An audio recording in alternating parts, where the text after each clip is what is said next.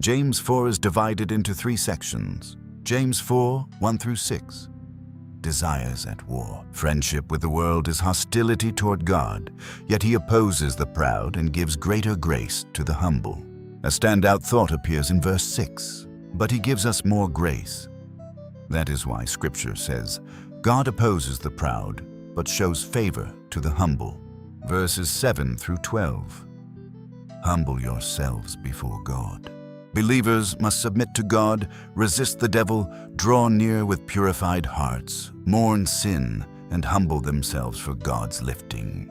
A verse worth highlighting in this section is verse 10. Humble yourselves before the Lord, and he will lift you up. Verses 13 through 17. Boasting about tomorrow. Merchants who confidently plan future profits ignore the brevity of life and their dependence on the Lord's will. Pay special attention to verse 15. Instead, you ought to say, if it is the Lord's will, we will live and do this or that.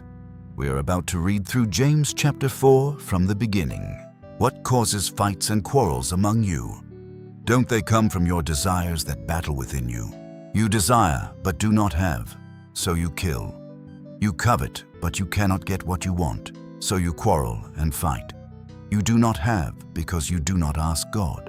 When you ask, you do not receive, because you ask with wrong motives that you may spend what you get on your pleasures. You adulterous people, don't you know that friendship with the world means enmity against God? Therefore, anyone who chooses to be a friend of the world becomes an enemy of God. Or do you think Scripture says without reason that he jealously longs for the Spirit he has caused to dwell in us? But he gives us more grace.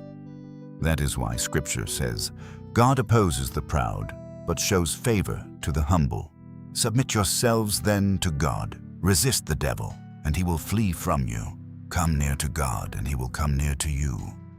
Wash your hands, you sinners, and purify your hearts, you double-minded. Grieve, mourn, and wail.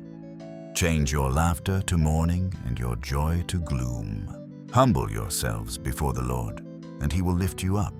Brothers and sisters, do not slander one another. Anyone who speaks against a brother or sister or judges them speaks against the law and judges it. When you judge the law, you're not keeping it, but sitting in judgment on it. There is only one lawgiver and judge, the one who is able to save and destroy. But you, who are you to judge your neighbor? Now listen, you who say, today or tomorrow we will go to this or that city, spend a year there, carry on business and make money. Why? You do not even know what will happen tomorrow. What is your life? You are a mist that appears for a little while and then vanishes. Instead, you ought to say, if it is the Lord's will, we will live and do this or that. As it is, you boast in your arrogant schemes. All such boasting is evil. If anyone, then, knows the good they ought to do and doesn't do it, it is sin for them.